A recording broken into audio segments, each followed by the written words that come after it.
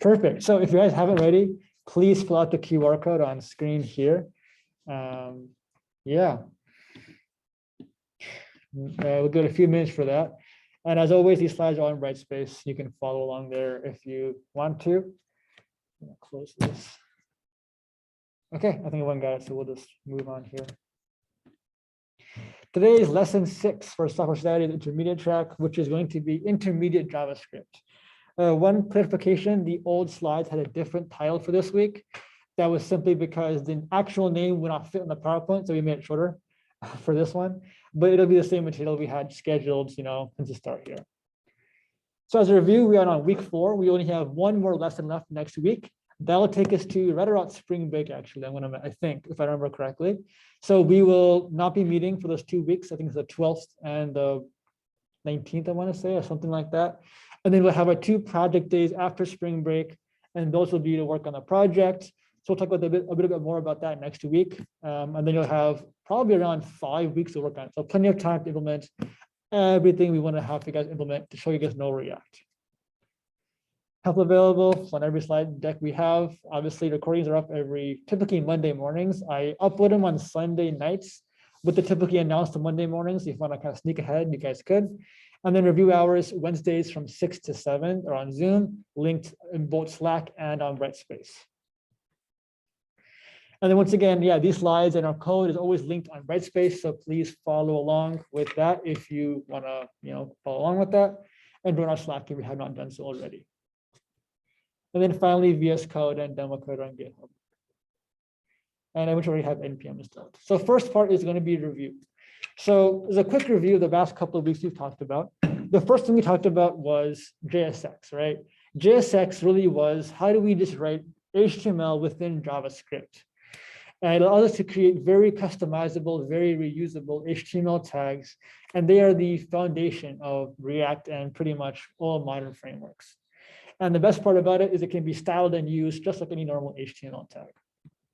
Week number 2, we talked about basic React, like the introduction to React. There were 3 main components of that: prop, state, and this. So props, if you recall, were kind of like parameters you can pass into components that can change how the component renders or outputs or looks or behaves to the end user. State is like local variables. There are ways for each component to independently modify itself without needing like props and some very complex management from the parent component. And then finally, this, the on-click handler for this was the kind of that messy function call we had to do. So we can kind of use the keyword of this in any function that isn't defined already by React. And then finally, last week, which was week 3, sorry, we talked about a little bit more about React, mainly the ideas of life cycles, the life cycle hooks, the unmounted hook that they created and destroyed, as well as the map function, which can give us a new output array based off of an input array. We feed it and some kind of function we use. If you don't recall any of this stuff, really, please look at the slides. A lot of this will come in very useful, will come in very handy next week. Or I guess actually today, actually. Finally, APIs are foundational to everything on the web today. Literally everything is an API, and we can use APIs to display stuff to the actual end user pretty well. Okay, so that kind of ends our review. Were there any kind of questions about the last couple of weeks you've talked about so far, or are we good to move forward? Perfect. So the first thing to talk about today is called functional components. So today we'll have three major subsections: functional components, asynchronous code, and anonymous functions. And functional components are actually very simple to understand conceptually. They're basically just React components that are functions instead of classes. Basically, instead of having a whole gigantic file with a whole bunch of weird constructors and render functions that we used to use, right, for old components, we can make very simple components that just use a function with a return value, basically. The catch here being functional components cannot use state, lifecycle hooks, or event handlers. They can basically only use props. But if you think about it, most parts of your UI that you actually create don't use anything other than props or JSX, right? What is a lifecycle hook? Yeah, remember the on-mounted function from last week? Yeah, that's like so. So a React component moves through different life cycles, like mounted, updating, creating, destroying, and lifecycle hooks allow us to run code at certain parts in that lifecycle. Yeah. Yeah, most parts of a UI don't actually need anything other than JSX and props, right? For example, a very basic blog, right? We'll have a blog post, a comment maybe card, or a navigation menu. And these things don't need to change dynamically. It takes some input and show it to the user with very little kind of processing involved. And so for that, we're going to extract a lot of these very commonly used UI elements into a single or multiple files, and then only import what we need from these files to make our actual code base much cleaner for us to read and actually use.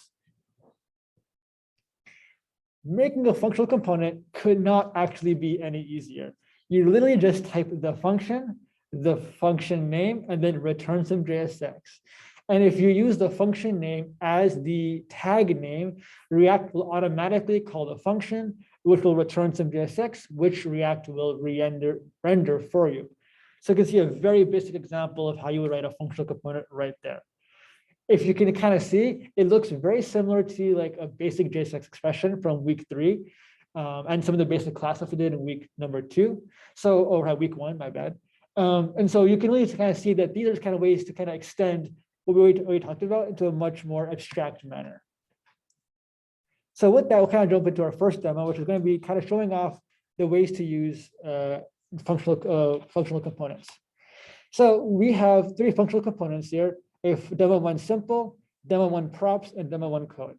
They're all defined at the top of the app.js file here. So demo 1 simple, as you can see, is a very dead simple JSX component, right? Just you call it, it returns some very simple JSX, nothing more to it really. That kind of looks exactly like the slides that we had, the example we had on the slides. The demo 1 props function, on the other hand, is a bit more complicated. That one has props. So if you recall from the slideshow, functional components can use props, but basically only props. And you can see an example of how to use props right here. So this function, we take demo 1 props. You pass in props like you do a normal, like the normal constructor from a classical component. And then you can just do props dot the prop name inside your JSX to output the value. So here we have 2 props called name and class that we just showed to the end user. And finally, demo 1 code. Because this is technically a function, you are more than welcome to put arbitrary code before the return that can modify how the JSX actually works. So you can see a kind of contrived example of it here. We have sum, which is just the sum of the 2 numbers, A and B, that are inputted via props. And then this very obtuse if statement that basically just assigns odd to false if the number is even, or true if the number is indeed odd. And inside the actual code, I can still use my JavaScript expansion to show sum, and then use a ternary operator to actually conditionally render some JSX depending upon whether the sum was odd or even. So, and how to call this is the same way we call anything. The simple component is just a normal component. The prop-based components are the exact same. You just do the prop name equals the attribute name, and then the value in quotes. And the demo 1 code, same thing. The one catch here is you'll notice that I use a code base around the 1 and the 2. That is because I want to pass in the number 1 and 2, but if I put it in like quotes, I'll be passing in the string 1 and 2. And the string 1 and 2 and number 1 and 2 are different. And so the sum operation won't actually work properly if I put them in quotes. Basically, if you want to think about what it's doing, right, is it's JavaScript expansion returning 1, because it's the number 1, and then passing that in for the value of A. And this is completely valid and actually how you pass in things that aren't exactly strings to as prop values in JSX. So if instead you want to pass in like an array or an object or a function, you would have to pass it in via this method. Since wrapping it in strings would physically pass in the string value you passed and not coerce it into the topper type that you actually want it to be. So we can show it here, I think. Thank you. And you can see we have our 3 components looking beautiful. We have our first one, which is the basic component, right? That's the plain functional components, then the props one, and then the JSX one. And you can actually also see how this code can be arbitrarily changed. If I made this a 2 instead of a 1, it's Command S, right? Yeah, there we go. You can see that the code will then change what is displayed to the end user, right? We are changing the output based on the input, making a true function out of our code. Before, this would have been a really big component class, right? With a lot of different parts that we don't really care about. But because they're very simple, we can very easily turn them into a functional components. Were there any questions with the demo one? Perfect. I'm going to move you down here.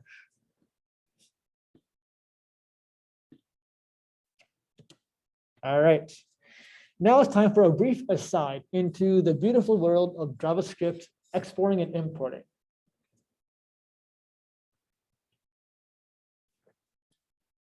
You probably noticed in all of our code we've had up to this point, we use the words export and import a lot to call code in different files.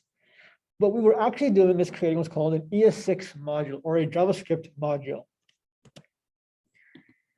JavaScript modules are basically a mechanism to share code across files.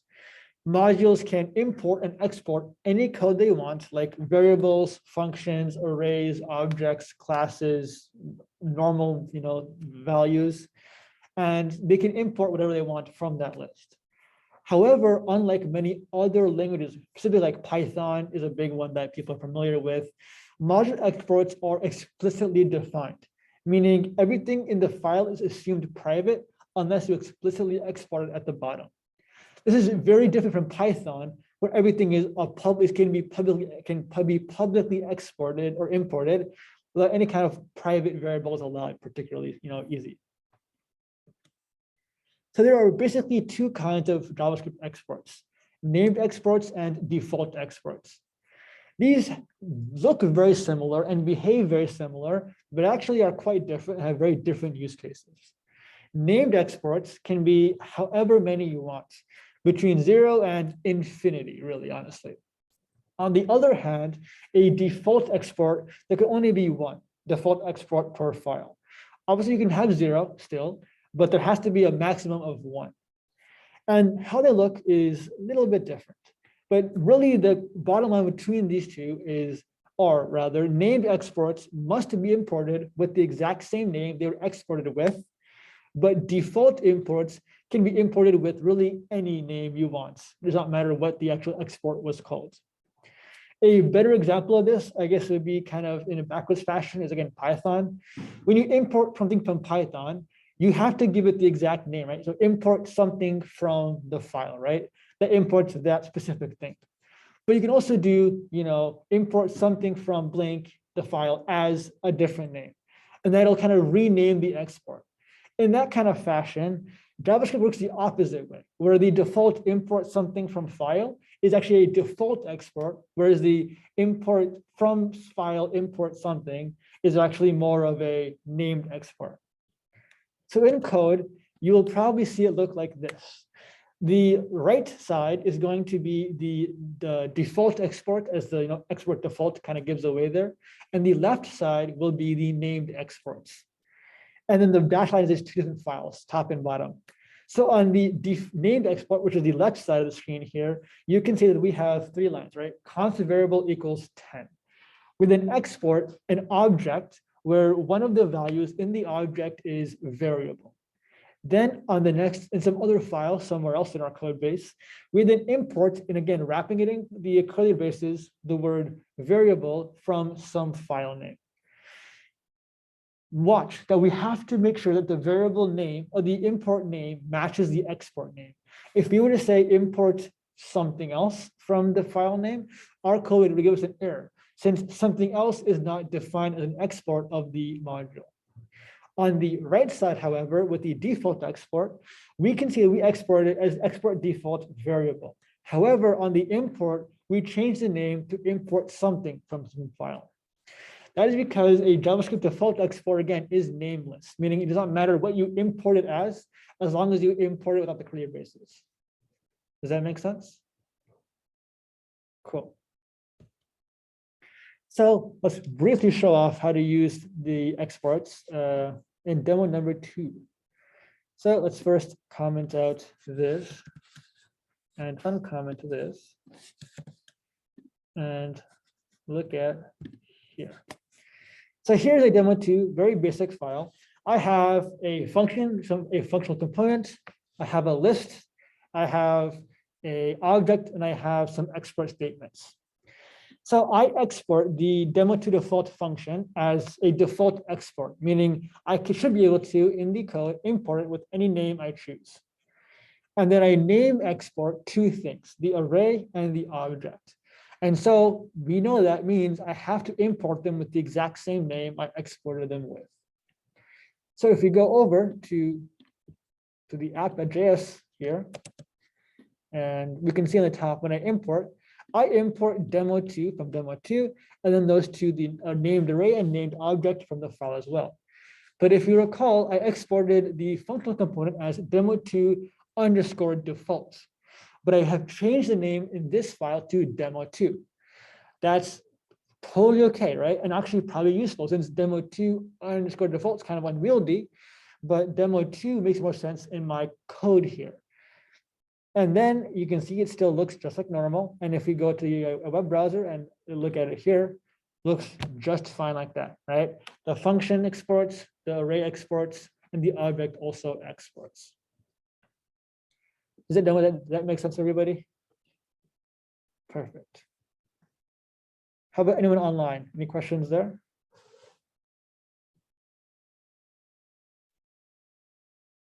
Nothing yet.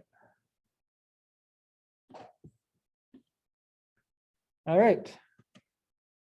Now we'll take a break here and jump into our first checkpoint, which will basically be to create a basic blog site. So your instructions are to build a very basic blog site using functional components. You will design 3 things: a post component, a comment component, and an avatar component. You then want to store these 3 components in a file and use named exports to import them into your app.js. I recommend, for example, passing the data from the app.js to these components via props, so you can change what actually shows up in these components. And then keep this code because you will use it later on for checkpoint number 2. Okay, so let's go to our next part today, which is going to be asynchronous code. So really, JavaScript kind of hates running things in parallel, one after the other. It much prefers to run things asynchronously, or like not at the same time. This has significant performance impact for stuff like networking kind of code, long operational database calls, timers, etc. And how this kind of works is the idea of a promise. So JavaScript promises, let me actually hide this, it's a bit easier for everyone here. JavaScript promises are basically functions that can immediately return, but promise to call some other function once they finish. We won't go into how to create a promise, only how to use them here, but they're actually pretty easy to make if you choose to go that way. But using them is even easier. All you gotta do is call the promise function and then attach a series of success callbacks and failure callbacks. So to attach a success callback, you just do the function name you just called, parentheses, parentheses, then .then, and then some function name, and then .catch for the failure callback in parentheses again. You can also chain multiple promise functions together. For example, the fetch API, the fetch function we used last week for the Poke API uses this and actually requires you to chain at least 2 calls together to get usable data from a network call. So how this works is we'll go into demo after this. Well, there's one more thing to talk about, which is async in the wait, which is a way to kind of turn a promise into a normal synchronous operation. This is probably one of the most confusing parts of JavaScript. So please just kind of bear in mind that this will require a lot of practice and reading and just a lot of thinking about how this works from a very high level perspective. But the idea behind it is we don't want to deal with callbacks usually in our code because they're kind of annoying to work with. So instead, we want our code to depend on the results of a callback without having to go of an async operation, without having to go through a callback. Instead of doing that, we can then use these keywords async and await to make that work like we did in lesson 5. So to do that is very simple. All you gotta do is label the function you're turning into asynchronous as to async function, and then allows us to use the keyword await and turn any other asynchronous function calls into a synchronous function call. If you remember in lesson 5, we did async get async get API data, and then we use await fetch, right? And the await will return whatever the normal response of the actual function call would be had we gone through the promise callback. The key here, we didn't do this in our code, but we should have actually to make it more proper, would have been to wrap the await function call in a try catch. If you're familiar with try catches in like languages like Java or C++, they're very similar. And those are very similar to, I believe it's try except in Python. I could be wrong on naming there. But basically, we want to be able to catch any errors. We no longer have a dot catch like we did before. So we use a try catch to actually, catch exceptions that way. So how do we use it? It seems really easy on paper, but in reality, it's not too bad actually, but it can be a little tricky to figure out. So we'll uncomment our demo 3 code here and take a quick look at demo 3. This is going to be a pretty bog standard React component I have here. But if actually I want to hide this, so it's a little bit more screen real estate. We have our normal constructor when we bind 3 callbacks, 2 this callbacks, handle response and handle error. So we're going to first look at our component did not, and that's the most important thing here to see how this works. You can see that we, like normal, we did the fetch. We had const URL, and then we fetched that URL as a normal API call. And we then have a series of callbacks, then, and then .catch. The reason behind this is if a .then callback returns another promise, you are more than welcome to do this then from there and continue your chain of promises that way. So really you can make this as long as you want chain-wise. And then finally, you have a handle error here for any error that might occur. So if we see, we have handle fetch, which is right. We just log the response code and then we return the response.json, which is another promise because that's another promise function in the fetch API. So then we call another then. So where this works is once the fetch finishes, it'll call handle fetch, which returns another promise. Once that promise finishes, it returns a value to this next callback, which is handle response, which is just a standard, map it to a list and show it to the user. Almost exactly like we had in lesson 4. Now, if we actually show this, you should see this work exactly the same way it did last week. And as you can see, indeed it does. And if we should oh, that's not looking for, nope. Okay, no, it opened up. How do you get the dev tools on Mac? Oh, there it is. Thank you. So you can quick refresh the. We'll just do a quick F5. There we go. Got it. Okay. You can see that it prints out the status code. 200 means OK in HTTP, and then the UI looks like normal. I can't show you an error very easily because that would require me to turn off my internet, which would probably kill the Zoom call. But if, yeah. Oh, that works? Yeah. Oh, beautiful. If I just make it, that would work, I think. Yeah, okay, cool. You can see that network error shows up because our fetch call failed. So you can no longer make this API call, and we get an error message inside of the console there. So I'll just undo that so we can. There we go. Nope. There. Now, if we go back and we do it, you can see it goes back to normal. So that kind of does the same thing we did the await and the fetch, async and the await thing we did last week, but with callbacks. And again, this is great because the code can still move on after we finish this. Once we call the fetch function here and attach the callbacks, the code can easily move on, no problems asked, right? However, with the async await, it has to physically wait for the network call to finish before it can move on, which can have negative performance implications for your code. And then how you can turn to async await is exactly what we did last week. Just wrap it in, call this async component data mount and wrap it in a try catch with the word await before fetch and await before response.json. Does that make sense, everybody? Okay. Yeah, just be very careful because it seems kind of easy at first, then it gets trickier, then easier, then trickier again. Because, and this is kind of thinking a little bit ahead here, but the second you label your function as async, suddenly whoever calls your function, right, from their own code, has to handle your promise that you created with the implicit async you put. And if you're not careful, it can lead to a really long chain of who has a promise and no one really knows. And that can lead to some pretty wonky side effects if you're not careful. Okay, part 4 is our last part for today. Will be unnamed functions. So unnamed functions are basically normal functions, but don't have a name, like lambdas in pretty much every other language on the planet here today.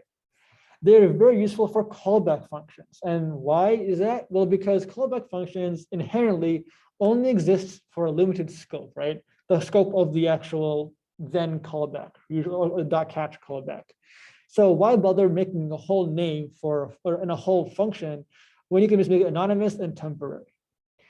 So there are 3 kinds of functions in JavaScript: named functions, anonymous functions, and arrow functions. Named functions are your typical JavaScript function, function, name, parentheses, so on. Anonymous functions are basically like named function, but with no name. So this goes function, parentheses with the parameters, and then normal function body. And then the most wonky one is arrow functions, which are kind of like your typical lambda functions in other languages, and usually are only there for a temporary existing kind of variable, or temporary exists kind of functions for callbacks mostly. There's one big catch that isn't super obvious, but also is kind of important for some kinds of older code bases. And that is named functions, because they're defined as an actual function in the interpreter, are always loaded at the start of your script. Meaning when the JavaScript interpreter runs through your code, it'll find every function you define, and it's called hoist it, or technically move the definition to the top of the script. Meaning you can call the function in code before it is actually defined later on in your code file, and that'll work just fine. However, anonymous functions and lambda functions, or arrow functions, I should say, are only loaded when they're defined. So if you use a behavior, which is technically not good, but if you did use a behavior in your code, would cause you errors. But in reality, most good coding guidelines say you cannot use a variable or function until you define it earlier. So that's not usually a huge issue for us to talk about. So when should I use an unnamed function, anonymous or arrow functions? There are two main conventions here.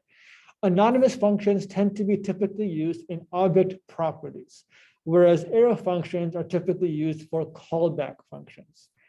What do I mean by anonymous functions and object properties? Well, if you took Vue with us last semester, you might remember that we had, like, for example, the data was a function for components or class components. That's kind of what we're talking about here, where you can literally, you can say the function is, anonymous, but give it a name somewhere else. And that is A-OK according to JavaScript. So I'll show off how to use all 3 in code. So I'll comment out the, there we go. And we'll show off the demo 4, which is here. Okay. So we still have a named function handle error to handle any errors that occur in our processing pipeline. But our component did mount looks a lot shorter now, a lot more simpler. So you can see our first dot then is now turned from an actual named function into an anonymous function. So you can say we just say dot then function, the parameter is response, And the actual code is identical to earlier, but it is just a little bit shorter and a lot fewer lines than it was before with the previous function declaration. Then the second dot then is an arrow function. You can see there, it's not even the word functions there.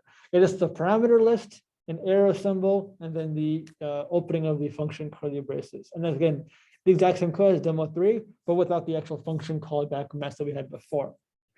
And then dot catch is still, however, a named function. So you can say I can use all 3 in your code with no problem at all. Yeah. What's the difference between the lambda and the anonymous function? So lambda, sorry, should be arrow, not lambda. Lambda is more of like a Python or a Java term. We call them arrow functions in JavaScript, technically speaking. The difference, there is no difference. They are basically, the arrow function is a shorter syntax for an anonymous function. What's up? What? Scoping? Not really super important here. They're both take the parent scope, so we'll be fine. Sam mentioned scoping. Scoping is, okay, this is a tricky part to talk about. This is a really weird difference from Python or Java, C++. The keyword this, which is the same as self in Python or this in Java and C++, is technically not the same everywhere. The keyword this can refer to, at any point in time, a lot of different things in JavaScript. And so there's a thing called this scoping, which is, what does the actual this mean in the context of this? And it's very confusing, but a named function and the anonymous / arrow function have different scoped values. But for our purposes, when we have an anonymous function like here and here, we don't have to actually give it the scoping this, because it'll just take the scoping from the parent, which is component did mount. So that'll be just fine. However, this is where things kind of fall apart. If I had another function inside my class here with like some name, and I didn't bind this to it before, but I use this in an arrow function in that function, this would be undefined for that function because the parent scope function is undefined. Basically, it's a big mess. And if you want to be safe, just always bind this like we talked about before. But honestly, if you're careful with how you call, you use the keyword this and where you call these functions from, you should be okay. Yeah. Any other questions? Yes. So is the fetch function, is that a promise object? So fetch will return a promise object. Okay. Like basically what is it it'll immediately return a promise object. So if you have your own function that you wanted to use in place of fetch, do you have to do anything to that function in order to use .then and .catch? It'll have to return a promise object. Okay. And we don't cover that in this course, but it's not too hard to make one. Basically, you'll just have to return a function that has 2 callbacks, a resolve and a reject. And then resolving goes to the then, reject goes to the .catch. Okay. Yeah, good question. Anyone else? Cool. Yeah, and I wanted to kind of, this is in the slide, I mentioned in the slide on the demo here, you can totally just assign values to your functions like outside your function. Like you can just say const some function. Like that, and like it does not matter. So yet is totally valid JavaScript, technically speaking. And then now const, which is a variable definition, is actually a function reference and can now be called like a function anywhere else in your code. Yeah. And if you want to be even wackier, which why not? If you want to be even wacky, you could say const object and define A to be a function. Like that. And you can say object.a. Actually, you can do it right here if you want. I'll give it the that, and we can just do helino console.log.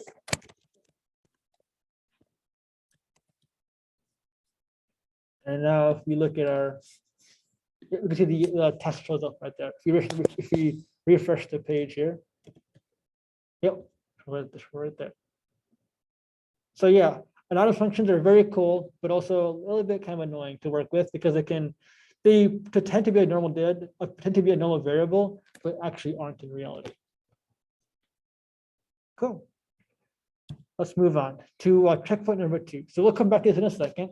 First of all, for the recording, thank you all for coming. Fill out our feedback form if you have any feedback for us. And review hours are on Wednesdays. So checkpoint number 2 is to basically modify checkpoint number 1 to pull data from the Poke API. So what I'm imagining is in your app that actually you might not be able to do it in your app.js because it's a callback stuff. But make a new component, call it demo checkpoint if you want, for all I care. Use a promise without async and await to get data from the API and then pass it to components of your blog. If you are kind of stuck on this, which I think I would be if I was looking at it for the first time, what I'd imagine you probably want to do is maybe have a component called a blog component, because that's what I think a pretty good name for it would be. In your component, you have 3 state variables, or as many state variables as you want, right? They can be like, an avatar state array, a post state array, and a comment state array. And empty it first because it's the constructor here. In your component did mount function, you would do the fetch whatever then all the way down to when you get the response JSON back. We had in demo number 4. In there, process the data some way to map the data into your avatar array, into your post array, and into your comments array that you can then display to the user in the vendor array. If you think you can figure that out, go ahead. If it sounds a bit confusing, just try your best, work on it, and we'll kind of be here to help you out with anything you might not be able to figure out.